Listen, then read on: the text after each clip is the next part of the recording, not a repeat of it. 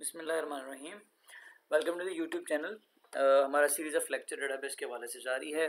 बहुत ज़्यादा टॉपिक्स को हमने कवर भी किया है और मोस्टली इम्पोर्टेंट टॉपिक्स को हमने कवर किया है।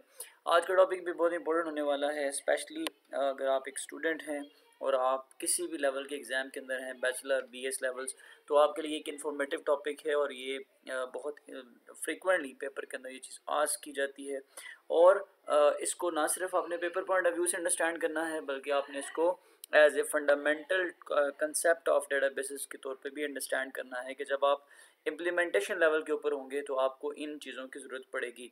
तो टॉपिक इज़ कि हमारे पास डेटाबेस में हमने लास्ट ये कंसेप्ट अब तक पहुंचाए हैं कि जो करंटली एडवांस डेटाबेसेस हैं वो डाटा को टेबल्स की शक्ल में स्टोर करते हैं। तो आज जो टॉपिक ऑफ डिस्कशन है वो ये है कि हमारे पास टेबल कितनी तरह के हैं और हम किस किस तरह से टेबल को यूज़ करते हैं, उनके यूज़र पॉइंट ऑफ व्यू से उनकी टाइप्स क्या हैं, और मोस्ट इम्पोर्टेंटली एक जो परफेक्ट टेबल होता है डेटाबेस का, उसके अंदर क्या ज़रूरी क्राइटेरिया या प्रॉपर्टीज़ होनी चाहिए। तो प्रॉपर्टीज़ ऑफ रिलेशन को डिस्कस करेंगे और जो टाइप्स ऑफ रिलेशन है, रिलेशन मींस टेबल्स, तो हम उनको भी डिस्कस करेंगे। तो ये हमारे डिस्कशन का आज एक इम्पॉर्टेंट पार्ट है। तो सबसे पहले अगर मैं आपको इसकी नोट्स पे लेके जाऊं तो आपके पास ना ये वो बुनियादी चीज़ें हैं जो आपने आज डिस्कशन के दौरान हमसे लर्न करनी है। एक आपके पास है जी टाइप्स ऑफ रिलेशन, और उसके बाद मैं आपसे डिस्कस करूँगा प्रॉपर्टीज़ ऑफ रिलेशन। सबसे पहले अगेन मैं थोड़ा सा आपको रिव्यू दे देता हूँ कि आपके पास जो रिलेशन है ये क्या चीज़ है। रिलेशन कहते हैं टेबल को, और टेबल बेसिकली ये है कि हम जब डेटाबेस को इवॉल्व करते हैं तो हमारे पास डिफरेंट मॉडल्स हैं।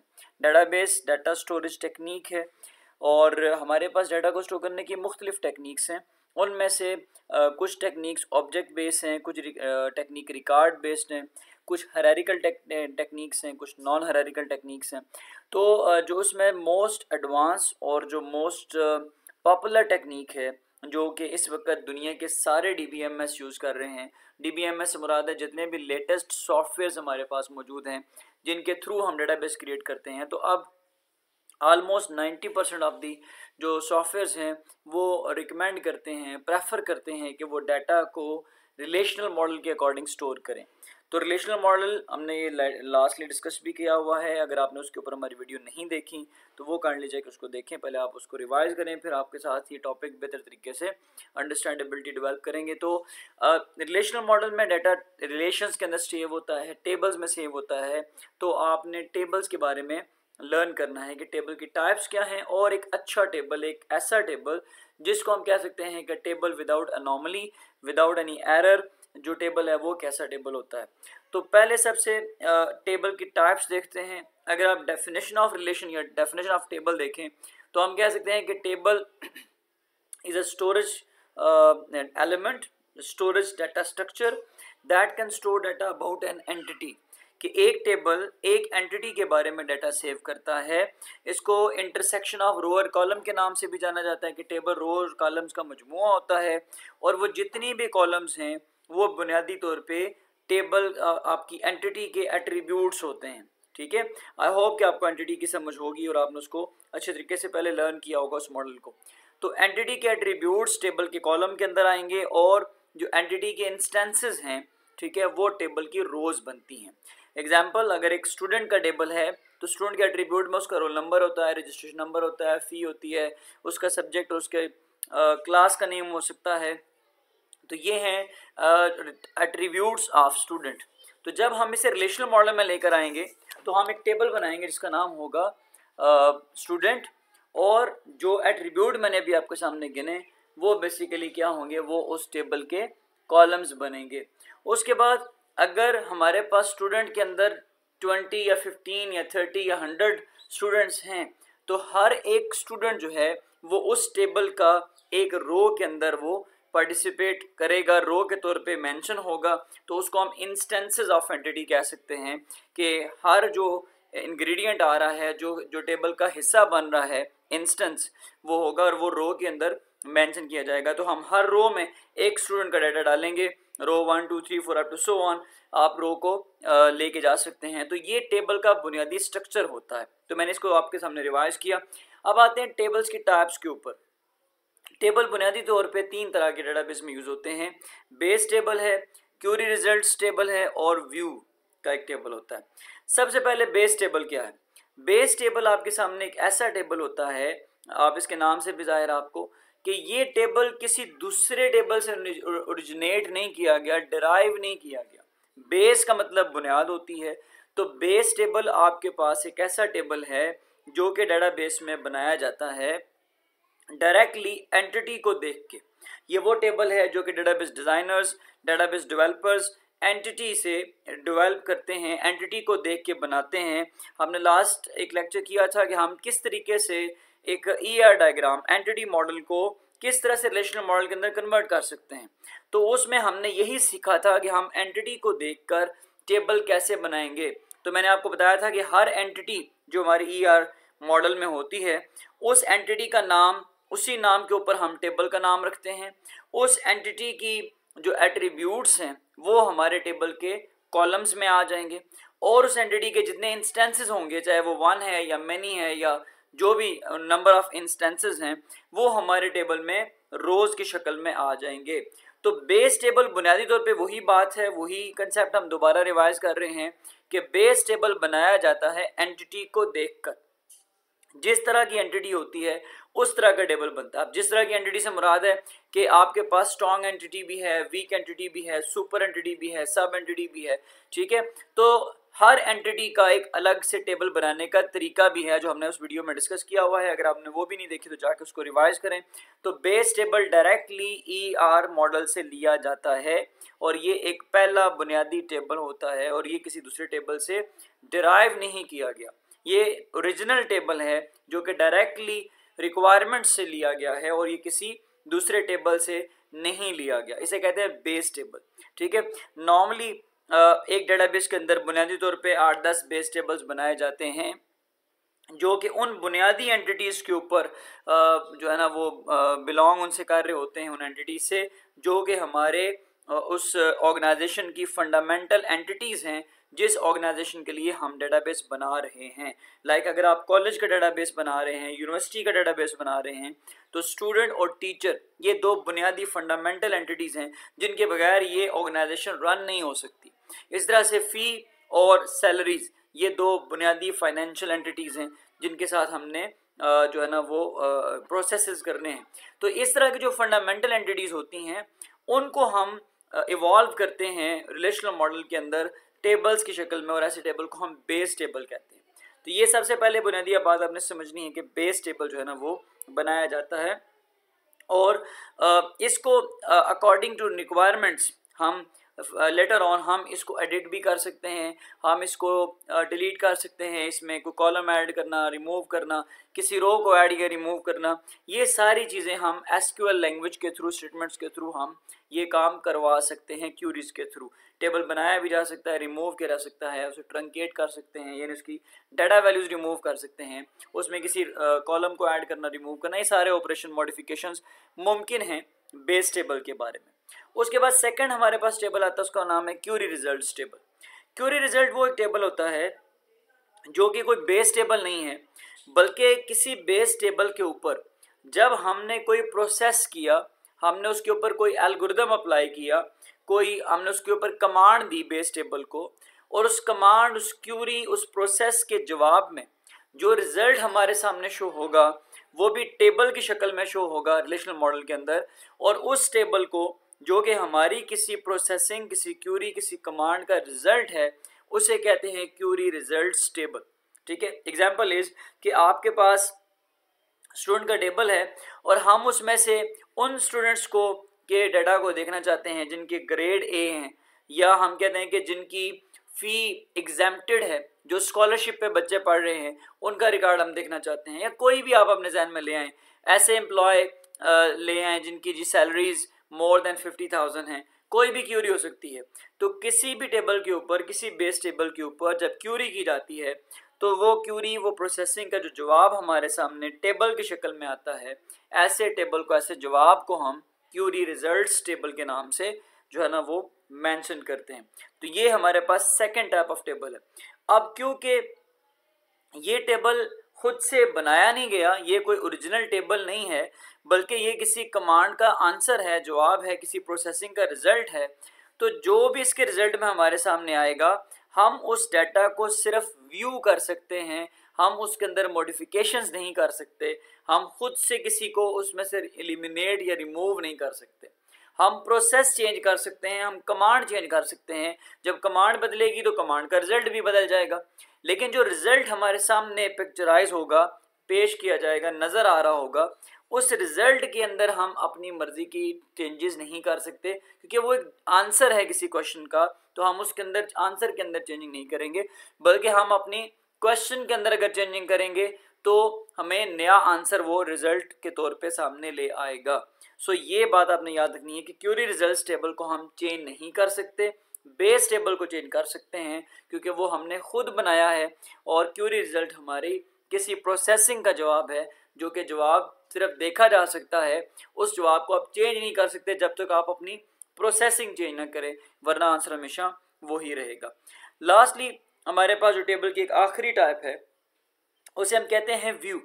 इसका एक अनदर नेम है, इसे वर्चुअल टेबल भी कहा जाता है। अब वर्चुअल को, इसको थोड़ा सा समझिएगा, बहुत सारे हमारे स्टूडेंट्स क्यूरी रिजल्ट्स को और व्यू के टेबल को मिक्स कर देते हैं, ठीक है, और ये एक रॉन्ग जो है ना वो मिसलीडिंग इंफॉर्मेशन है जो कि आपके पास आपने लर्न की हुई है। इनमें डिफरेंस है, डिफरेंस है इसके। व्यू क्या है? व्यू वर्चुअल टेबल है। अब वर्चुअल टेबल का मतलब ये है कि आप अगर किसी एक टेबल जो आपने शुरू में खुद बनाए, बेस टेबल्स, आपने फॉर एग्जांपल आपने 2 या 3 बेस टेबल बना लिए, तो आपके पास जो बेस टेबल है वो तो क्रिएट हुआ है एंटिटी को देखकर, ठीक है, जो कुछ एंटिटी में था टेबल में वही आ गया, ठीक है। अगर एंटिटी के एट्रीब्यूट, जैसे मैंने स्टूडेंट के बारे में कहा, roll number, registration number, name, father name, address, class, subjects वगैरह, तो वो सारा कुछ उसके टेबल के कॉलम भी बन गए। लेकिन अगर आप चाहते हैं कि आपके सामने वो जो बेस टेबल बने हुए हैं, आप उन बेस टेबल्स की बजाय आप अपनी मर्जी का एक नया टेबल क्रिएट करना चाहते हैं, लेकिन जो नए टेबल में आप कॉलम डाल रहे हैं, जो डाटा डाल रहे हैं, वो आप खुद से नहीं दे रहे, या बेस टेबल की तरह वो किसी एंटिटी से नहीं ले रहे, बल्कि आप एग्जिस्टिंग टेबल्स को मॉडिफाई कर रहे हैं, चेंज कर रहे हैं अपनी मर्जी से, उनके चंद कॉलम्स को लेके, उनकी कुछ एंट्रीज को लेके, उनके कुछ एट्रीब्यूट्स को लेकर आप एक न्यू एंटिटी क्रिएट कर रहे हैं। याद रखिएगा, मैं इसको न्यू एंटिटी कह रहा हूँ। पहले मैंने बोला कि बेस टेबल एंटिटी से बनते हैं और एंटिटी ऑलरेडी हमें गिवन होती हैं, हम एंटिटी को देख के टेबल बनाते हैं। अब अगर हमें प्रोसेसिंग की वजह से, किसी अपनी रिक्वायरमेंट की वजह से, किसी अपने प्रोग्राम के अंदर अगर हमें कोई ऐसी एंटिटी यूज़ करनी है जो कि हमें हमारे लॉजिकल जो लेवल था, जो ईआर लेवल था, जो हमारा ईआर मॉडल था, वहाँ से कोई एंटिटी नहीं मिली, बल्कि हमने एक एंटिटी क्रिएट करनी है जिस एंटिटी के एट्रीब्यूट भी हम खुद से कर रहे हैं, खुद से बना रहे हैं, तो ऐसी एंटिटी को जो है ना, जब हम क्रिएट करते हैं तो ऐसी एंटिटी को हम व्यू कहते हैं। ये एक न्यू व्यू होगा। तो व्यू बेसिकली न्यू एंटिटी है, इसके कॉलम्स, इसके एट्रीब्यूट्स हम खुद क्रिएट करेंगे। इसका मतलब है कि इस टेबल के कॉलम भी हम खुद बना रहे होंगे, लेकिन ये कॉलम किसी एंटिटी से डिराइव नहीं किए, किसी एंटिटी से, बेस एंटिटी से डिराइव नहीं किए, बल्कि ये हमने सपोज किए हैं और हमने बाकी एंटिटी से डाटा लेकर एक अपनी तरफ से न्यू एंटिटी सपोज की है। एग्जाम्पल आप देखें, ये एक बेस टेबल आपके सामने आ रहा है जिसमें रजिस्ट्रेशन नंबर है, रोल नंबर है, नेम और क्लास है। अगर हम इसमें से सिर्फ 2 कॉलम ले लेते हैं, ठीक है, रजिस्ट्रेशन नंबर का और नेम का, अब जो ओरिजिनल टेबल है उसमें 4 कॉलम थे, यानी कि जो ओरिजिनल एंटिटी थी हमारी उसमें 4 एट्रीब्यूट्स थे। लेकिन अगर हमारी नौयत, हमारी ज़रूरत ये है कि हमने सिर्फ 2 कॉलम्स को यूज़ करना है किसी भी प्रोसेसिंग के अंदर, तो हम एक न्यू टेबल क्रिएट कर सकते हैं। वो न्यू टेबल व्यू कहलाएगा, क्योंकि ये फिजिकली किसी एंटिटी को रिप्रेजेंट नहीं कर रहा, बल्कि ये वर्चुअली किसी एंटिटी के चंद एट्रीब्यूट्स को, जो कि डिजायर्ड एट्रीब्यूट आपने खुद सपोज किए, because of your processing requirements, आपने न्यू एंटिटी सपोज की, बनाई, ठीक है, नया टेबल बनाया जो कि मौजूद नहीं था, जो कोई बेस टेबल नहीं था, बल्कि आपने किसी बेस टेबल से चंद वैल्यूज नहीं। आप ऐसा भी कर सकते हैं कि आपके पास फॉर एग्जांपल 2 टेबल हैं या 4 टेबल हैं, तो आप 2-4 टेबल के कुछ कुछ कॉलम्स लेकर एक नया टेबल बना देते हैं। एक कॉलम किसी एक टेबल का ले लिया, दूसरा कॉलम किसी दूसरे टेबल से आपने ले लिया, तो आपने चंद कॉलम्स को ज्वाइन करके न्यू टेबल बना दिया। ठीक है। अगर ये करते हैं तो ये भी एक व्यू बनेगा जिसके अंदर आप जॉइंट्स को यूज कर रहे होंगे, ठीक है। तो ये आपके पास व्यू बनेगा। तो ये व्यू आपके पास वर्चुअल टेबल है। वर्चुअल मींस कि ये फिजिकल किसी एंटिटी को रिप्रेजेंट नहीं कर रहा, ठीक है, बल्कि ये आपका सपोज्ड डाटा कॉलम्स के ऊपर बेस करेगा। आई होप आप इसको समझ गए होंगे। ये क्यूरी रिजल्ट से थोड़ा डिफरेंट है। क्यूरी रिजल्ट क्या था कि हमने बेस टेबल पे कमांड की प्रोसेस किया और हमें एक जवाब आ गया, लेकिन यहाँ हमने क्या किया, हमने क्रिएट करना है। याद रखिएगा, व्यू को आप क्रिएट व्यू की कमांड के साथ क्रिएट करते हैं, ना कि आप फॉर एग्जांपल अगर मैं इसी टेबल के ऊपर बेस टेबल जो हमारे पास गिवन है स्टूडेंट का, अगर मैं इसके ऊपर एक क्यूरी करूं, मैं करूं कि जिस select registration number and name from student, ये मैंने कमांड बोली आपके सामने कि जिस स्टूडेंट का टेबल है उसमें से मुझे रजिस्ट्रेशन नंबर और नेम दिखा दो। तो जो जवाब ये आएगा, ये नीचे जो छोटा टेबल आपको नजर आ रहा है रजिस्ट्रेशन नंबर और नेम का, ठीक है, जवाब मुझे ये नजर आ रहा होगा, ये वाला टेबल छोटा नजर आ रहा होगा, ठीक है।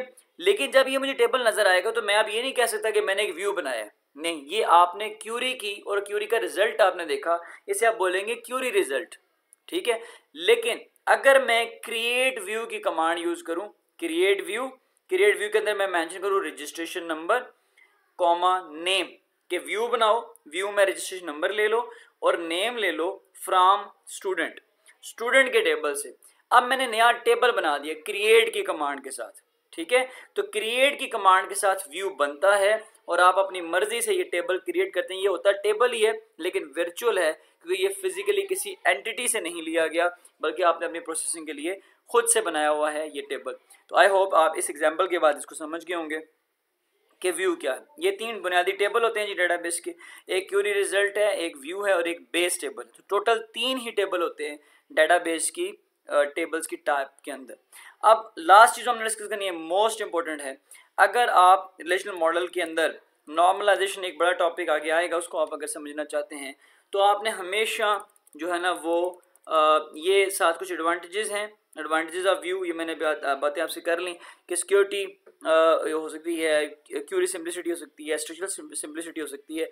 ये सारी वही बातें हैं कि हम व्यू को बना रहे हैं अपने किसी पर्पस के लिए, ठीक है। हम सिर्फ 2 फील्ड, ये सपोज मैंने 2 फील्ड ले ली ना, ऊपर 2 कॉलम ले लिए, फॉर एग्जांपल अगर मैं बाकी फील्ड को हाइड करना चाहता हूँ तो मैंने पूरा टेबल लेने की बजाय मैंने 2 कॉलम ले लिए। ये सिक्योरिटी पॉइंट ऑफ व्यू से क्यूरी सिंपल करने के लिए कि सारा कॉलम अगर मैं क्यूरी में डालता तो क्यूरी हैवी होती, प्रोसेसिंग टाइम ज़्यादा हो जाता, स्ट्रक्चरल सिंप्लिसिटी। तो ये चीज़ें मैंने आपसे डिस्कस की हैं कि क्यों किसी पर्पस, किसी प्रोसेसिंग रिक्वायरमेंट की वजह से आप बनाते हैं, ठीक है जी। और आगे जो मोस्ट इंपॉर्टेंट चीज़ आ रही है वो आ रही है आपके पास प्रॉपर्टीज ऑफ रिलेशन। ये मोस्ट इंपॉर्टेंट चीज़ है। अगर हमारे पास एक टेबल सही बनेगा, ठीक है, तो ही वो डेटाबेस नॉर्मलाइज डेटाबेस कहलाएगा। अगर हमारे टेबल के अंदर एरर्स हैं, अगर हमारे टेबल के अंदर अनोमलीज हैं, कन्फ्यूजन्स हैं, तो हमारा डेटाबेस नॉर्मलाइज डेटाबेस नहीं कहलाएगा, हमें फिर उसको नॉर्मलाइज करना पड़ेगा। तो नॉर्मलाइज डेटाबेस के अंदर नॉर्मलाइज टेबल होते हैं और नॉर्मलाइज टेबल वो होता है जिसके अंदर ये प्रॉपर्टी जो मैं अभी आपके सामने डिस्कस करने लगा हूँ ये पाई जाए। आप ये समझ लें ये कुछ रूल्स हैं जो कि टेबल के अंदर लाजमी तौर पे इन्फोर्स होने चाहिए। अगर टेबल इन रूल्स के अकॉर्डिंग बने तो हम कह सकते हैं कि ये टेबल एक परफेक्ट टेबल है, और अगर अकॉर्डिंग टू रूल्स ये ना हो तो हम ये नहीं कह सकते कि हमारा डेटाबेस नॉर्मलाइज है, या फिर हम उसे बोलेंगे ये एरर कंटेन करने वाला टेबल, इसमें गलतियां हैं, इसमें प्रॉब्लम्स हैं। फिर उसको उस टेबल को इन रूल्स के मुताबिक फ़िल्टर किया जाता है, उसके ऊपर दोबारा ये रूल अप्लाई किए जाते हैं अगर उसमें ये रूल अप्लाई नहीं हुए। और जब हम उस एक टेबल के ऊपर ये रूल लगाते हैं ना, इसी अमल को हम नॉर्मलाइजेशन कहते हैं। उसके बारे में मैं एक सेपरेट वीडियो भी रिकॉर्ड करूंगा और आप उसको समझिएगा ज़रूर, क्योंकि वो भी मोस्ट इंपॉर्टेंट टॉपिक है। तो एक टेबल में प्रॉपर्टीज़ क्या होनी चाहिए, टेबल में खूबियाँ या रूल जो टेबल के अंदर इन्फोर्स करने हैं, उनमें सबसे पहले एटॉमिक वैल्यूज़ का रूल है। एटॉमिक वैल्यूज़ इन फील्ड, इसका मतलब ये है, एटॉमिक का मतलब होता है ऐसा डाटा जो इतना क्लियर होता है कि उसके बारे में फर्दर इंफॉर्मेशन रिक्वायर नहीं है, ऐसा डाटा जिसके को मज़ीद डिवाइड करने की ज़रूरत नहीं है, जो कि अपनी लीनियर फॉर्म के अंदर आ चुका है, ठीक है, जिसकी एब्स्ट्रैक्शन सॉल्व हो चुकी है, जिसमें कुछ अब छुपा हुआ नहीं है, और वो इतना क्लियर है कि जब आपको के सामने वो वैल्यू आ जाए तो आपको समझ आ जाती है कि बात क्या हो रही है, आपके अंदर क्लैरिटी है।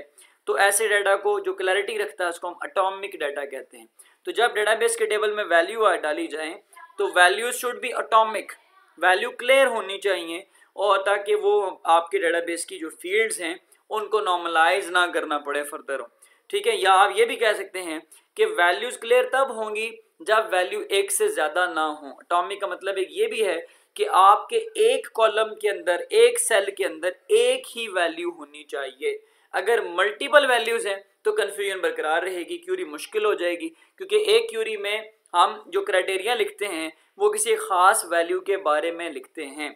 तो अगर किसी सेल में वैल्यूज ही ज़्यादा हैं तो कुछ वैल्यू उस क्राइटेरिया से मैच करेंगी, कुछ वैल्यू मैच नहीं करेंगी, तो हमारा एंड रिजल्ट जो क्यूरी का निकलेगा वो बोगस हो जाएगा, गलत हो जाएगा, एरर कंटेन वो रिजल्ट करेगा। तो पहला रूल ये कि एटॉमिक वैल्यू रखें, ठीक है। मल्टीपल वैल्यू किसी भी कॉलम में नहीं होनी चाहिए, ये रूल नंबर 1 है। इसकी फर्दर वजाहत नॉर्मलाइजेशन के अंदर होंगी, विद एग्जांपल्स होंगी, तो आपको समझाई जाएंगी। उसके बाद जो आपके पास सेकंड चीज़ है वो ये है कि entities should from same domain, entries from same, entity नहीं, entries from same domain. Entries from same domain का मतलब ये है कि एक कॉलम की एक टाइप होती है, हर कॉलम की, हर फील्ड की एक टाइप होती है, एक रेंज होती है, एक एक्सपेक्टेड वैल्यूज उसकी होती हैं, उसी टाइप की वैल्यूज कॉलम के अंदर फिल होंगी। एग्जांपल इज कि अगर रोल नंबर का कॉलम है तो उसके अंदर सारी वैल्यूज इंटीजर आएंगी। रोल नंबर एक खास तरह की वैल्यूज होती हैं और वही जो है आनी भी चाहिए। रोल नंबर के कॉलम में आप किसी का नेम नहीं लिख सकते, नेम के कॉलम में किसी का रोल नंबर नहीं लिख सकते। So each column should contain values from the same domain. Same domain means कि जो उसकी डोमेन, जो उसकी टाइप है, उसी किस्म की वैल्यूज के अंदर आनी चाहिए। Number 3, unique tuples. Each tuple of a database table should be a unique. Unique means कि एक पूरी रो अगर एग्जैक्टली दोबारा कॉपी कर दी गई, इसे हम डुप्लीकेशन कहते हैं।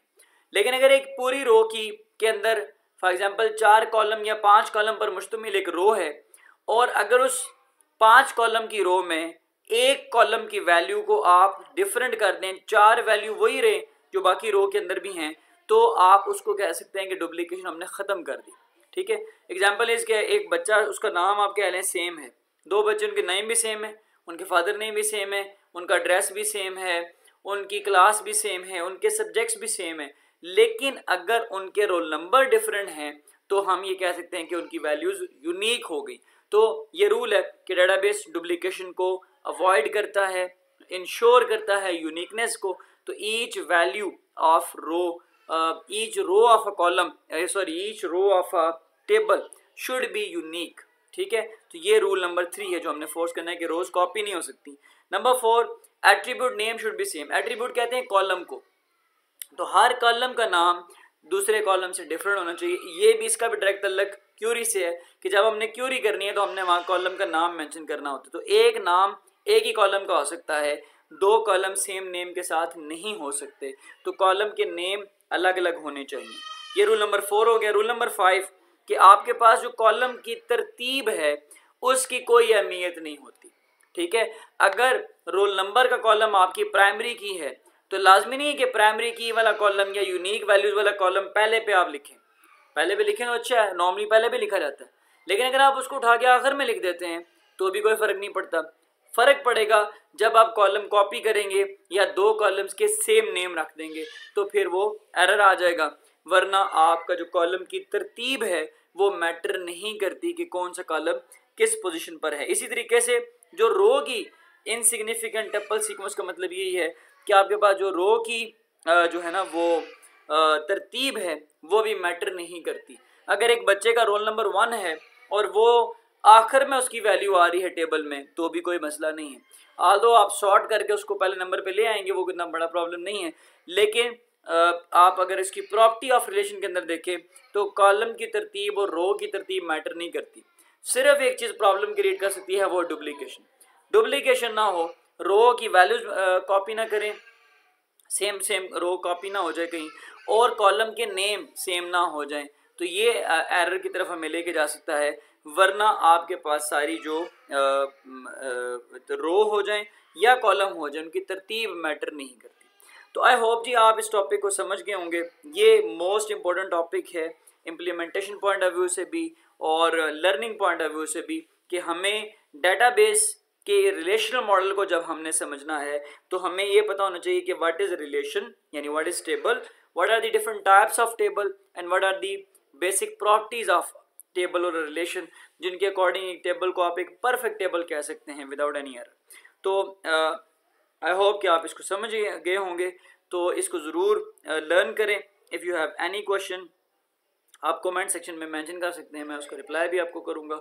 और अगर आपको लगे कि ये वीडियो इंफॉर्मेटिव है और फ्रूटफुल है आप लोगों के लिए, तो आप इसको अपनी कम्युनिटी के साथ ज़रूर शेयर करें ताकि मैक्सिमम लोग इन कंसेप्ट के साथ फ़ायदा उठा सकें। थैंक यू वेरी मच जी, अल्लाह हाफ़िज़।